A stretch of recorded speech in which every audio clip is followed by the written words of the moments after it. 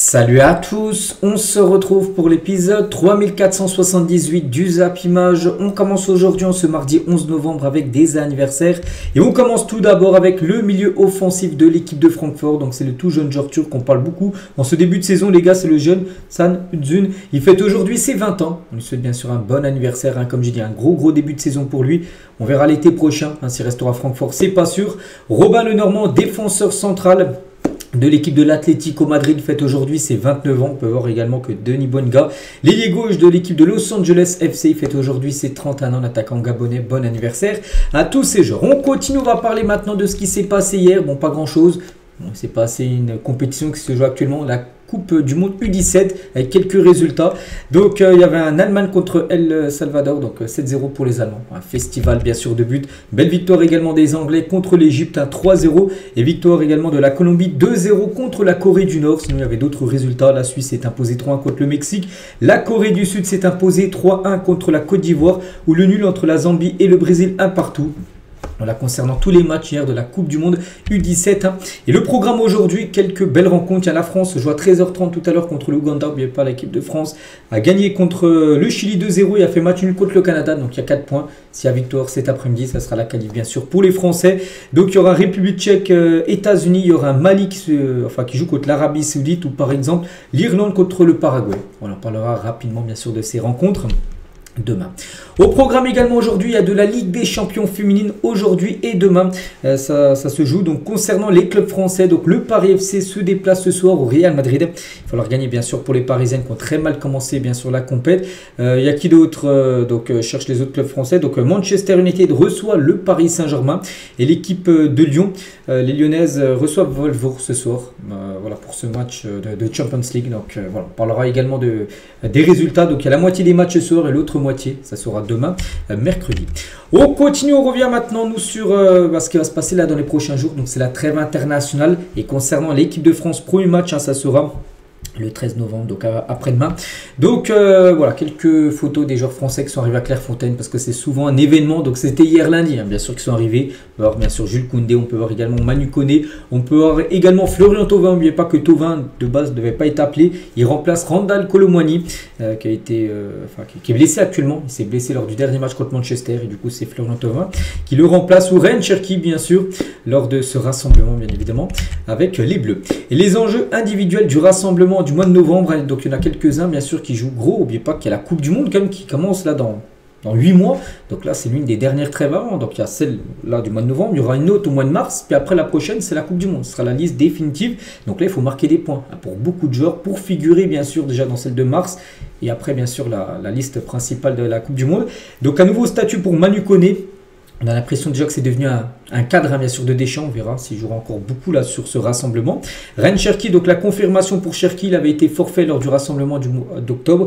Donc là il est de retour. En plus il a fait des bons matchs avec Manchester City. Bon, peut-être pas le dernier là contre Liverpool, le match avant ça a été plutôt pas mal. Donc à lui de remontrer ce qu'il a déjà pu faire par exemple en équipe de France lors de ce rassemblement. Et aussi peut-être Lucas Chevalier qu'on pourrait peut-être voir jouer. Lucas Chevalier. Donc Chevalier bientôt titulaire avec les Bleus, c'est envisageable.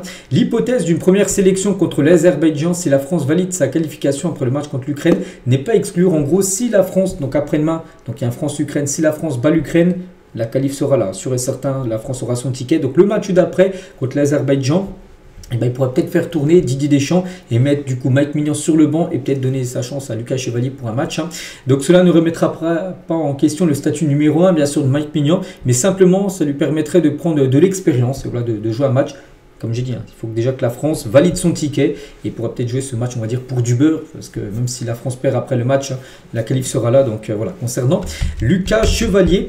Et Enrique, tiens, prend la défense de Lucas Chevalier par rapport surtout à ses derniers matchs. On sait que peut-être il va jouer en équipe de France, mais on sait qu'il est du côté du PSG. Il est pas mal critiqué. L'erreur n'est pas du gardien. Tu dois avancer la ligne défensive s'il y a une bonne pression sur le ballon. Sinon, tu dois courir pour reculer. On va parler à la mi-temps parce qu'on a encaissé 2 buts de cette manière. Ce sont des erreurs individuelles qu'il faut corriger. Normalement, c'est une erreur qu'on ne commet pas. Donc, il dit que par rapport au lob qu'il a pu prendre face à Lyon, c'est pas lui le fautif, c'est la défense. Bon, après, pour moi, c'est du 50-50 parce que je pense que, oui, la défense, il y a sa part de responsabilité, mais aussi le gardien, Chevalier qui est très mal positionné. Il était plus de 12 mètres, bien sûr. en avant de ses buts et du coup il a été facilement lobé. Et toujours tiens avec Enrique a donné aussi pour consigne d'éviter de prendre des risques en début de match contre Lyon, affirmé Lucas Hernandez. Il ne fallait pas prendre trop de risques sur les 10-15 premières minutes, surtout en début de match. Le coach nous a demandé de ne pas trop jouer derrière parce que Lyon fait un bon pressing après. Sur le deuxième ballon, on devait continuer à produire notre jeu, mais la première consigne était de ne pas prendre trop de risques dans notre surface en début de match. Voilà quelques infos concernant ce Olympique lyonnais PSG. On continue les gars avec toute autre chose. On va parler de la CAN qui commence dans un mois et 10 jours. On est le 11 novembre, ça commence le 21 décembre. Donc dans un mois et 10 jours exactement. Et Puma vient de dévoiler le ballon qui sera utilisé pour jouer cette compétition. Donc magnifique ballon. On continue, on va parler cette fois-ci de Morgan Rogers et c'est officiel. Il prolonge jusqu'en 2031 du côté d'Aston Villa. Bonne nouvelle pour le joueur, pour Aston Villa, pour tout le monde parce que c'est un très bon joueur et très long contrat avec une belle augmentation de salaire pour Morgan Rogers. On continue, on va parler cette fois-ci de Florian Wirtz. On sait qu'en première ligue, c'est 11 matchs disputés, 0 but, 0 passe D. Oui, il avait délivré une ou deux passes D, je crois, en Ligue des Champions. Mais en PL, les gars, c'est du double 0. Et Gary Neville sur Wirtz contre Manchester City, il a dit donc il a été malmené par Matheus Nunes, donc le joueur de City, et d'autres. Il a été ballotté sur le terrain, il n'a pas été à la hauteur de nouveau. Il n'a pas été à la hauteur d'un match de première ligue. Florian Wirtz a beaucoup de mal, surtout. Voilà, il est beaucoup attendu parce que surtout au vu du prix qu'il a été acheté, les supporters de Liverpool attendent beaucoup plus de ce qu'il montre actuellement, parce qu'actuellement il montre pas grand chose. On va parler d'un joueur lui actuellement. Enfin, d'un joueur et d'une équipe, c'est l'AC Milan bien sûr, parce que lui aussi il marque pas mal. C'est Raphaël Léo, il a l'AC Milan les gars. Donc l'AC Milan c'est 0 défaite lors de ses 10 derniers matchs, c'est pas mal. Bon, on sait qu'ils ont concédé quelques nuls comme sur les derniers matchs, mais en tout c'est comme 6 victoires, 4 nuls sur leurs 10 derniers matchs. Ça va plutôt pas mal pour cette équipe de Milan qui est focus 100% sur le championnat. N'oubliez pas qu'il n'y a pas de Coupe d'Europe pour eux. Ils n'ont pas été qualifiés dans la moins. Enfin, peu importe la Coupe d'Europe, il n'y a pas d'Europe pour eux. On continue, on va parler cette fois-ci d'Erling Haaland. Donc, il a déjà marqué 28 buts comme cette saison. C'est exceptionnel. Manchester City plus Norvège, mais surtout il n'a marqué qu'un seul penalty, parce qu'on des fois on se dit ouais il a marqué 28 buts, il a dû en marquer au moins une dizaine sur péno, non, il a marqué seulement un but sur penalty, et sinon les 27 autres ont été dans le jeu, voilà pour Erling Haaland, donc voilà, magnifique buteur bien sûr, donc lui pour moi il n'y a aucun souci, s'il n'y a pas de blessure il dépassera la barre des 1000 buts, il y a un objectif par exemple que Ronaldo s'est fixé, voilà il est déjà je crois plus de 300-350 buts en carrière. Il atteindra, je pense, facilement la barre des 1000 buts, bien sûr, Erling Haaland, surtout qu'il est jeune.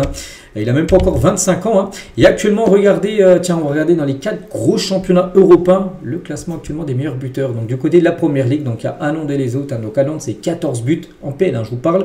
Donc après, il y a Igor Thiago, attaquant de Brentford, qu'on a 8 quand même, ce genre sous-côté. Semenyo qu'on a 6, Danny Welbeck qu'on a 6, Mateta qu'on a 6. Puis après, on peut voir les autres joueurs, mais surtout Haaland qu'on a 14. Le sacré cru entre le premier et le deuxième. C'est la même chose du côté de la Liga, un sacré cru entre le premier et le deuxième.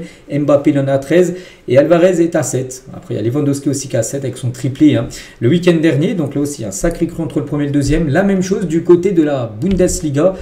On passe de 13 à Harry Kane à son collègue Luis Diaz, 6, avec aussi d'autres joueurs qui sont à 6. Donc voilà, on peut voir déjà sur des championnats, 3 gros championnats où quasiment le classement des meilleurs buteurs, ça sera sens unique pour ces 3 joueurs-là. Donc Haaland, Mbappé et Harry Kane. Et du côté de la Serie A, là, c'est beaucoup plus serré. Donc actuellement, ils sont 2 ex-aequo, Çalhanoğlu et Orsolini. Donc l'attaquant de Bologne et l'attaquant de l'Inter sont à 5 buts. Puis après, il y a plein de joueurs à 4 buts. Nico Paz, Bonic, un attaquant français. Pulisic, Lautaro Martinez. Voilà. Et du côté de la championnat français, je crois que ça va être Panicini, je crois qu'à 9 buts. Mais après, juste derrière, il y a 8 buts, Grenoud, tout ça. Donc là aussi, c'est serré en France. Mais surtout dans ces 3 championnats où là, c'est une voie royale, bien sûr, pour les 3 pour remporter le prix du meilleur buteur. On continue avec toute autre chose. On va parler du côté du Real. Il y a des blessures du côté du Real Madrid. Donc, officiel, Thibaut Courtois est blessé. C'est un coup dur pour le Real, mais surtout pour la Belgique. Il est forfait pour le rassemblement belge. Donc voilà. Donc, il s'est blessé lors du dernier match avec le Real Madrid contre le Rayo Vallecano avant-hier. Et du coup, il a passé des tests hier lundi. Mais voilà. Donc, du coup, il lui faut 2 semaines. Donc, il le prend en gros. La trêve internationale reviendra dès que ça sera fini. Et aussi, Federico Valverde, lui aussi les gars, il s'est blessé lors du match contre le Rayo Vallecano. Il a passé des tests hier lundi et du coup il souffre d'une lésion du muscle semi-membraneux de la jambe droite. Bon bref, voilà, il est blessé. Il sera forfait pendant 10 jours. Voilà, c'est pas non plus un forfait de 5 mois, c'est 10 jours. Donc il loupera la trêve, il reviendra. Après, Federico Valverde. Donc voilà, concernant ces deux-là. On continue avec un autre joueur blessé. Bon, il joue pas au Real Madrid. C'est Youssef Bellali. Et grosse blessure. Voilà, terrible nouvelle pour l'Algérie. Donc Bellali souffre d'une rupture du ligament croisé. N'oubliez pas que c'est un joueur de l'Algérie. C'est un joueur qui aurait pu jouer la CAN. Ligament croisé, les gars, c'est du 6 mois, hein, donc pas de canne, hein, c'est officiel. On lui souhaite bien sûr un très bon rétablissement. Donc il s'est blessé le week-end dernier là sur ce duel. Où on peut voir, regardez, hein, son genou droit qui est en train de quasiment tourner. C'est sur cette action où il s'est fait les ligaments croisés. On lui souhaite un très bon rétablissement à Youssef Bellali. On continue avec un autre joueur blessé. Donc c'est Nayef Aguerd, hein. Il a rejoint la sélection marocaine pour examiner sa pubalgie. Donc c'est qu'il a joué les derniers matchs, mais il n'était pas 100% pubalgique. C'est une blessure que pas mal de footballeurs, Franco Mastantuono, Lamine Yamal, Nico Williams, ces joueurs jouent quand même, enfin la plupart jouent. Mais tu peux jouer avec une pubalgie, mais ça te gêne. En gros, c'est une pointe au niveau du pubis et t'es pas 100%. Donc en gros, il va examiner voilà, cette blessure du côté des médecins marocains pour voir si ça sera bon ou pas pour lui pour jouer bien sûr la CAN, hein, comme j'ai dit, qui commence dans 1 mois et 10 jours. On continue, on va parler de ces 3 joueurs argentins, donc Julian Alvarez, Giuliano Simone et Nahuel Molina ne feront pas le déplacement en Angola, parce qu'oubliez pas que pendant cette trêve, j'avais dit aussi qu'il allait avoir un match de prestige en Angola, Angola contre l'Argentine. Angola a payé quand même plus de 10 millions d'euros pour recevoir l'Argentine, hein. Donc Messi sera là, mais en tout cas ces 3 là seront pas là, ils n'ont pas achevé à temps les démarches liées au vaccin contre la fièvre jaune, et vu qu'ils n'ont pas ce vaccin là, ils ne peuvent pas se rendre en Angola, ces 3 là du coup qui seront forfaits pour cette rencontre. On va parler de Léo Messi, lui sera bien là, hein, Léo Messi pour disputer cette rencontre en Angola là d'ici quelques jours, hein. Et Léo Messi surtout hier les gars, il a fait son grand retour au Camp Nou. Voilà, donc c'est une visite surprise, il n'a rien dit au FC Barcelone, il est venu, puis voilà, donc il est arrivé, la sécurité voilà, au Camp Nou, ils ont vu que c'était Messi, ils l'ont laissé rentrer, il a pu faire quelques photos qu'il a partagées sur ses réseaux sociaux. Donc hier soir je suis retourné dans un lieu qui me manque terriblement, donc un lieu où j'ai été tellement heureux, bien sûr, le Spotify Camp Nou. Vous, donc les supporters, m'avaient fait sentir de nombreuses fois comme la personne la plus heureuse du monde ici. J'espère qu'un jour je pourrai revenir, et pas seulement pour faire mes adieux comme joueur, mais revenir, bon, peut-être pas en tant que joueur, on ne voit pas Messi revenir au Barça en tant que joueur, mais il a toujours dit qu'il voulait revenir au Barça dans un rôle peut-être de directeur sportif, entraîneur. Est-ce qu'après il veut être entraîneur? Je ne sais pas, mais directeur sportif, oui, ça peut être quelque chose qui peut être intéressant pour Léo Messi. Donc voilà, en tout cas, il était de retour du côté du Camp Nou. Donc voilà, comme j'ai dit, il s'est rendu à l'improviste, hein, sans prévenir le club. Il est venu comme ça. Voilà, on peut le voir là tout seul, hein. Les agents de sécurité un peu surpris de le voir, non, directement reconnu, l'ont laissé passer sans hésiter, bien sûr. Il a pu faire des photos, Léo Messi, hein. Et ce couple, les gars, qui se filmait en amoureux à Barcelone, tombe sur Lionel Messi qui rentrait de sa visite. Donc là, ils étaient en train de faire un TikTok, voilà, ce couple-là. Je sais pas, ils étaient en train de parler, tout ça. Puis juste derrière, bon là on voit pas, mais juste derrière, on peut voir Léo Messi qui passe, voilà, qui retourne à son taxi pour retourner à son hôtel. Donc voilà, ils ont vu quand même Léo Messi. Ils lui ont même pas demandé une photo. J'étais surpris de voir Lionel Messi, bien sûr, dans les rues de Barcelone, hein. Il a noté que Lionel Messi a été accompagné par Rodrigo de Paul, hein. Voilà son ange gardien, enfin celui qui le suit un peu partout, tout au long de son séjour à Barcelone. Mais pas que Rodrigo de Paul a signé à Miami, hein, parce que Messi est là. Donc là, pour son séjour à Barcelone, enfin pendant 1 ou 2 jours où il est resté à Barcelone, Rodrigo de Paul est avec, bien sûr, Lionel Messi, parce qu'actuellement la sélection d'Argentine s'entraîne à Alicante, donc dans le sud de l'Espagne. Donc voilà ce qu'il y a à dire, hein, sur Lionel Messi. On continue, tiens, toujours du côté de Barcelone, on va parler de Lamine Yamal. Il a sorti une dernière publication Instagram sur, il met du son, parce qu'on peut mettre un peu de musique des fois sur les publications Instagram, sur du Renoir, le regretté Renoir qui nous a quittés. Donc il écoute beaucoup de rap, hein, des fois, il met un peu de Jules, des fois il met d'autres chanteurs français, donc là c'était regretté Renoir. On continue les gars, on va parler, tiens, toujours du côté du Barça, de Rafinha, donc devrait recevoir le feu vert médical avant le match face à l'Athletic Club. Donc l'Athletic Club c'est Bilbao, ça sera le prochain match, hein, c'est le 22, c'est dans 11 jours, hein, ça sera samedi 22, le Barça contre Bilbao, et Rafinha devrait être de retour, ça c'est une très bonne nouvelle. Donc il y aura Bilbao, et le match d'après ça sera Chelsea, dans 2 semaines, hein, jour pour jour, ce match contre Chelsea, un mardi soir. Il devrait disputer quelques minutes face au club basque afin d'être prêt à 100% face à Chelsea, le déplacement du Barça bien sûr en LDC. Donc ça c'est une bonne nouvelle. Le retour de Rafinha, ça fait quand même 2 mois. N'oubliez pas qu'il devait revenir avant le Classico. Il s'était beaucoup entraîné, puis il avait rechuté juste avant le Classico, l'entraînement la veille ou l'avant-veille, et du coup il avait replongé pendant 3 semaines de blessure. Donc là il y a encore 2 semaines là, de pause où il ne sera pas là, donc il aura loupé quand même 2 mois. Rafinha, il va faire un bien fou, hein. Du côté du Barça, Juan Garcia aussi devrait faire son retour pour le match contre Bilbao. On va parler de l'attaquant de l'AS Roma, Artem Dovbyk, donc touché à muscle fémoral, l'attaquant ukrainien de l'AS Roma. Dovbyk va manquer environ un mois de compétition, donc du coup il est forfait pour le match après-demain entre l'équipe de France et l'Ukraine. C'est un attaquant ukrainien décisif pour les qualifications de la Coupe du Monde, il est forfait, ça c'est un gros coup dur bien sûr pour la sélection d'Ukraine. On continue, on va parler cette fois-ci du jeune Arda Güler et le Real Madrid n'a aucune intention de laisser partir Arda Güler. Cela malgré un fort intérêt d'Arsenal et de Manchester City, les deux clubs là, anglais, très intéressés par Arda Güler, mais du côté du Real, hors de question, bien sûr, de lâcher la pépite turque. Toujours du côté du Real, donc Arda Güler, lui, devrait rester, mais un joueur, lui, a de fortes chances de partir, c'est quand même Rodrigo. Le Real Madrid est ouvert à une vente de Rodrigo, donc n'oubliez pas qu'hier, on a parlé, Rodrigo, les gars, sur les 28 derniers matchs, 0 but, il a enchaîné 28 matchs d'affilée sans marquer le moindre but du côté du Real. C'est une catastrophe. Peut-être qu'il y en a qui disent oui, mais voilà, s'il joue 3 minutes à peu près par match, qu'il est souvent remplaçant, c'est normal. Non. Une intelligence artificielle, en gros, calculer le nombre de minutes qu'il a pu jouer sur ces 28 matchs, 1800 minutes, ce qui fait à peu près une moyenne de 60 minutes par match, et il n'a pas marqué. Donc voilà, on sent que son aventure au Real est très bientôt fini. Et le Real Madrid est ouvert à une vente de Rodrigo. Rodrigo privilégie un transfert en première ligue. Aucun prêt n'est envisagé. Le Real Madrid ne veut qu'une vente. Voilà, c'est pas un prêt avec une option d'achat ou pas. Non, c'est vendre Rodrigo. C'est l'objectif. Le Real Madrid veut le vendre et le joueur veut partir. Rodrigo envisage sérieusement de quitter le Real Madrid dès cet hiver. Donc voilà, ça pourrait être un gros transfert. L'international brésilien n'est pas satisfait de ce rôle à la Casablanca. Et surtout, il le sait, les gars. Il a besoin de jouer. Il y a la Coupe du Monde là dans 8 mois. S'il joue pas, les gars, s'il joue des 2 minutes par match ou moins, et surtout s'il continue à pas marquer, il ne sera pas appelé par Carlo Ancelotti. Donc c'est pour ça qu'il pourrait partir dès janvier, peut-être en première ligue, parce que lui ce serait son championnat préféré, enfin son championnat souhaité s'il venait à quitter bien sûr, le Real. Donc voilà ce qu'il y a à dire sur Rodrigo, vraiment déjà l'été dernier il était à 2 doigts de partir, bon il est resté, mais là en janvier il y a des chances qu'il parte. Et Vini Junior, tiens, des nouvelles aussi de Vini. Le Real Madrid fixe le prix de Vini Junior à plus de 150 millions d'euros. L'avenir de l'attaquant brésilien pourrait se jouer en Arabie Saoudite, où là-bas il pourrait toucher un contrat en or, peut-être un contrat à la CR7 actuellement. Ronaldo est le joueur le mieux payé au monde, avec plus de 200 millions d'euros par an. Voilà, il pourrait toucher dans ces eaux-là. Benzema, par exemple, il a 80 millions d'euros net du côté de l'Arabie Saoudite. Donc lui, on pense qu'il pourrait toucher entre les deux, peut-être plus de 100, 110, 120.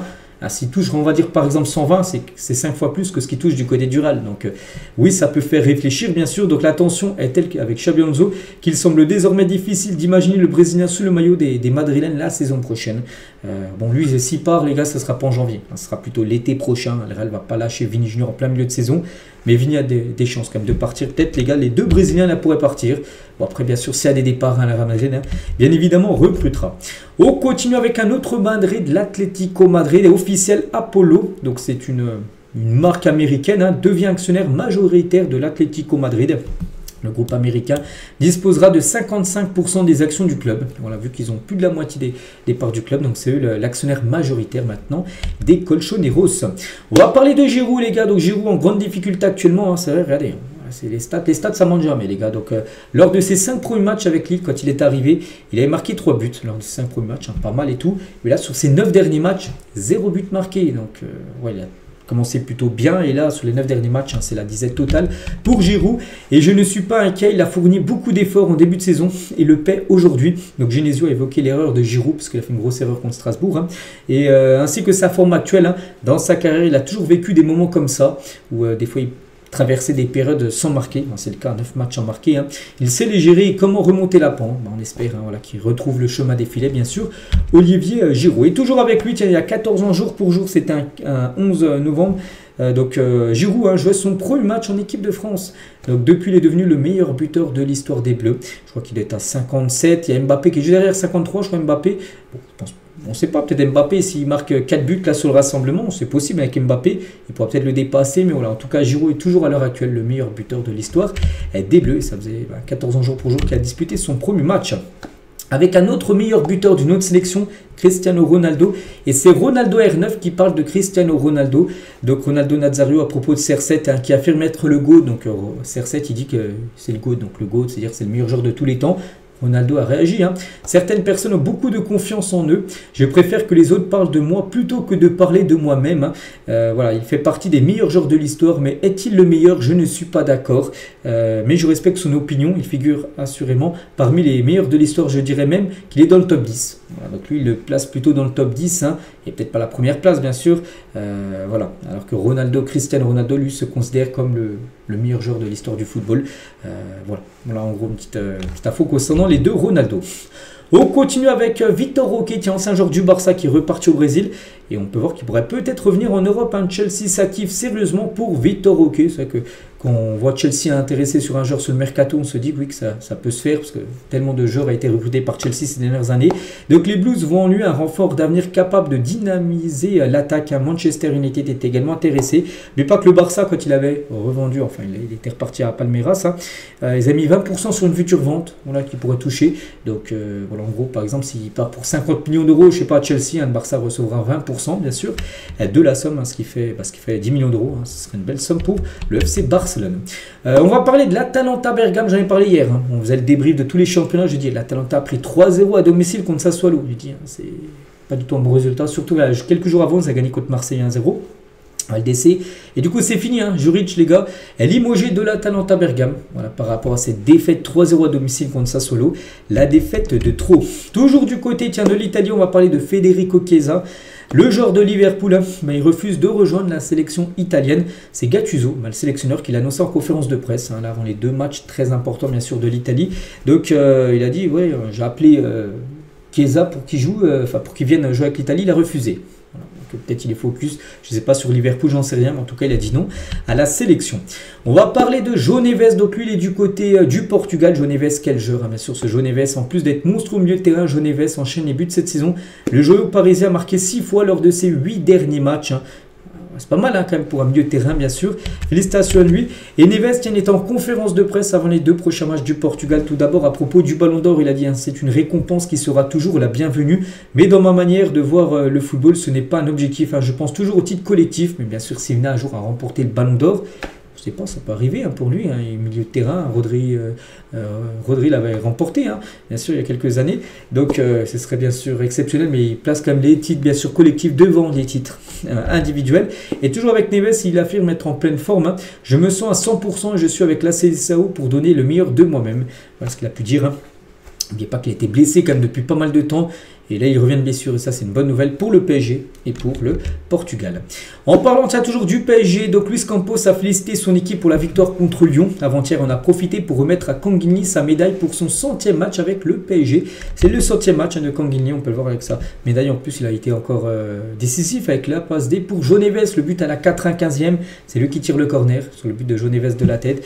Donc voilà, comment dire, Luis Campos, il a dit c'est comme ça qu'on gagne un match, c'est comme ça que les grandes équipes gagnent. Voilà, avec jamais perdre espoir et jouer le match jusqu'à la fin.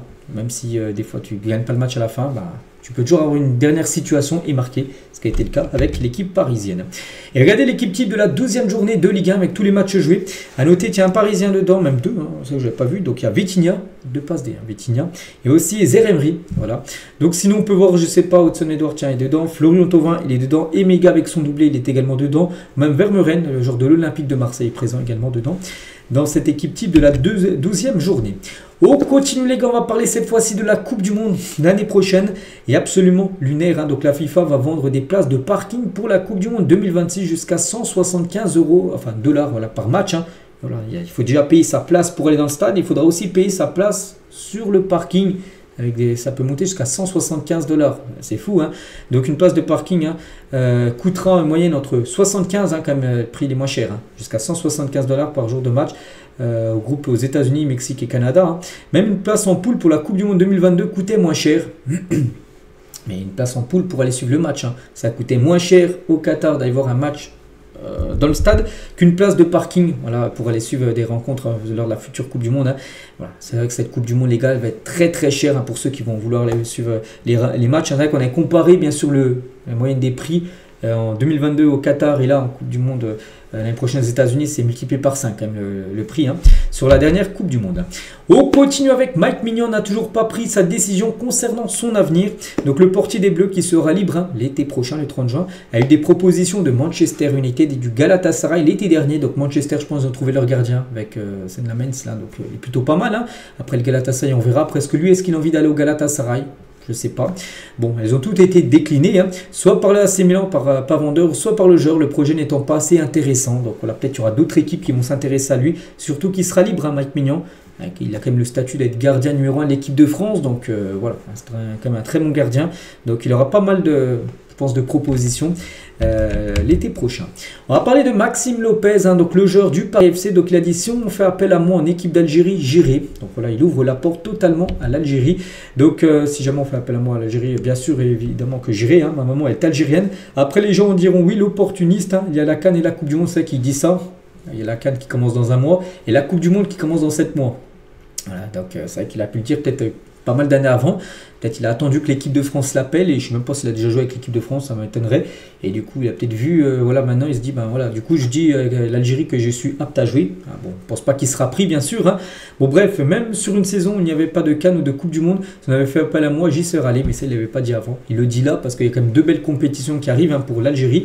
Je suis un compétiteur et j'ai envie de jouer, comment dire, en équipe nationale. Ouais, mais ça fait des années qu'il dit l'équipe de France et tout, ça. Donc honnêtement, j'ai toujours parlé de l'équipe de France parce qu'on ne m'a jamais contacté à ce niveau-là en équipe d'Algérie. Récemment, on m'a contacté pour savoir un peu où j'en étais. Si jamais on fait appel à moi, j'irai. Ce qu'il a pu dire tout simplement. Maxime Lopez, donc pour l'instant, je ne pense pas qu'il est dans les projets, bien sûr, je crois que c'est Petkovic, je crois le sélectionneur algérien. Bon, on ne sait jamais, bien sûr, mais voilà. Donc en tout cas, lui aussi, il a appelé. Il ira jouer, bien sûr, avec l'Algérie. On continue avec Didier Deschamps. On sait qu'après la Coupe du Monde, c'est fini. Voilà, c'est sûr et certain, il quittera son poste de sélectionneur. Et Al Ittihad, donc une équipe saoudienne, les gars, club de Karim Benzema et d'N'Golo Kanté, séduit par Deschamps pour le poste d'entraîneur. L'actuel sélectionneur de l'équipe de France décidera de son avenir à l'issue de la Coupe du Monde 2026. Et Al Ittihad serait très intéressé par Didier Deschamps qui pourrait lui proposer, parce qu'en équipe de France, il touche un beau salaire, mais ça n'a rien à voir avec ce qu'il pourrait toucher à Al Ittihad. Par exemple, Christophe Galtier, qui coach maintenant, je ne sais plus si il coach au Qatar ou en Arabie Saoudite, je ne sais plus dans quel est. Je crois non, c'est un Néo Messi, donc en Arabie Saoudite, je crois qu'il touche 1 500 000 euros par mois. C'est énorme. Deschamps, il doit être peut-être à 300 000 à 400 000 euros par mois, donc il pourrait multiplier peut-être son salaire par 3-4 en rejoignant bien sûr le championnat saoudien. Donc voilà, Ittihad serait très intéressé, il pourrait peut-être coacher Benzema. On sait qu'avant Deschamps, Benzema c'était chaud, et ben les deux pourraient peut-être se retrouver. Du côté de l'Arabie Saoudite, et retrouver également N'Golo Kanté qui joue là-bas également. On continue les gars, on va parler de Corentin Tolisso. Sur sa dernière story Instagram, il a partagé bien sûr son mécontentement par rapport à l'arbitrage. Depuis le début de la saison, c'est la même chose. Tous les week-ends, sur chaque pelouse de Ligue 1, beaucoup trop d'équipes ont été victimes d'erreurs d'arbitrage. Corentin Tolisso prend la parole sur le niveau de l'arbitre français et demande à ce qu'une réunion soit organisée. Donc déjà, par rapport à tout ce qu'il dit par rapport à l'arbitrage d'avant-hier, en tout cas, la direction de l'arbitrage n'a constaté aucune erreur manifeste lors de OL-PSG avant-hier. C'est vrai que Lyon a créé au scandale sur pas mal de situations. Donc la direction de l'arbitrage, ceux qui gèrent les arbitres, tout ça, ils disent en gros que Benoît Bastien, l'arbitre du match, a pris toutes les bonnes décisions. Voilà, donc il n'y a aucune erreur en gros qui aurait dû être modifiée. Voilà, il a pris toutes les bonnes décisions. Voilà. Et toujours avec... une réunion qu'il aimerait avoir, bien sûr, Tolisso. Et bien, réunion fixée au 1er décembre prochain entre les clubs de Ligue 1 et les arbitres. Les relations club-arbitre se sont nettement dégradées. Voilà, parce que c'est un peu chaud, bien sûr. Souvent, lors des matchs, les entraîneurs, les joueurs s'en prennent aux arbitres. Donc voilà, les clubs professionnels ont totalement perdu confiance en Anthony Gauthier, directeur de l'arbitrage en France. Il y avait déjà une réunion en tout début de saison entre les capitaines, les coachs avec les arbitres. Voilà, puis du coup tout s'est dégradé. Là, du coup, il y aura une nouvelle réunion pour apaiser la situation entre les clubs et les arbitres, parce que souvent, bien sûr, on sait que ça fait beaucoup réagir, bien sûr, les décisions arbitrales. Et toujours, tiens, sur ce match, Lyon-PSG, bien sûr, cette rencontre. Donc, diffusée samedi soir sur Ligue 1+, l'affiche Lyon-PSG réunit comme en moyenne plus de 903 000 téléspectateurs. Si vous dites, ça vaut quoi ce chiffre-là? Ça vaut que c'est pas mal, c'est même très très bien. C'est la deuxième meilleure audience de la plateforme. Depuis la création de la chaîne, elle a créé en août dernier, c'est la deuxième meilleure audience. Je pense que ça a été quel match qui a été le plus suivi. Peut-être le PSG-OM, enfin Marseille-PSG qui s'était joué en septembre dernier. Mais en tout cas, cette rencontre aussi a été suivie par énormément de téléspectateurs. On continue avec la une aujourd'hui du journal Équipe et c'est Dayot Upamecano qui fait la une. Regardez, Dayot Upamecano, je fais partie des meilleurs. Donc pour lui, il se considère comme actuellement l'un des meilleurs défenseurs centraux au monde. Peut-être, oui, hein, certainement, les gars.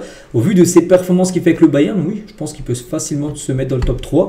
Donc, les défenseurs centrales des Bleus et du Bayern précisent à l'équipe les raisons de son ascension qui l'installe dans le top mondial à son poste. C'est vrai. Pour l'instant, oui, après, peut-être on en reparlera peut-être d'ici quelques mois, ce sera peut-être son niveau peut-être redescendu, mais pour l'instant, oui, il fait partie des meilleurs, bien sûr, ou pas Mécano. On va parler de l'activité transfert et notamment de la vente de Georges Mikotadze a permis à Lyon de se sauver d'une descente en Ligue 2, hein, parce qu'on sait que Lyon, ils étaient sous la menace de descendre voilà, en Ligue 2 hein, s'ils ne récupéraient pas d'argent. Et du coup, ils disent hein, voilà, que la vente de Mikotadze a permis à sauver l'Olympique Lyonnais de la relégation en Ligue 2.